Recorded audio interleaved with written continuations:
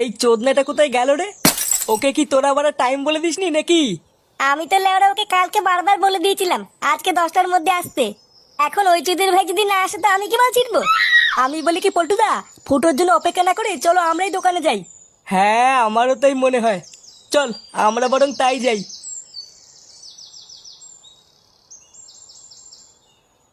কেন রে বড়া, তুই আমার রংগুলো কেন ওকে দিলি? লেওরা আমি সকাল থেকে রংগুলো বেঁচে বেঁচে এক সাইডে রেখে গেলাম, আর তুই লেওরা সেই রংগুলো ওকে দিয়ে দিলি? হ্যাঁ আরে বাবা ফুটো, আমিও তো তোমাকে সেই একই রং দিলাম, ওই রংগুলো নিক না। ভোদা বালের কথা নাকি আমার রঙও নিয়ে নেবে? আমার বাড়া ওই রংটাই চাই। নে রে, এ তো মহাজালা, এবার আমি কি করি?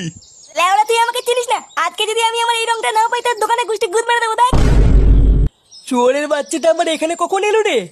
তাই তো দেখছি গো পল্টুদা, এসে আবার দোকানদারের সাথে ঝগড়াও শুরু করে দিয়েছে।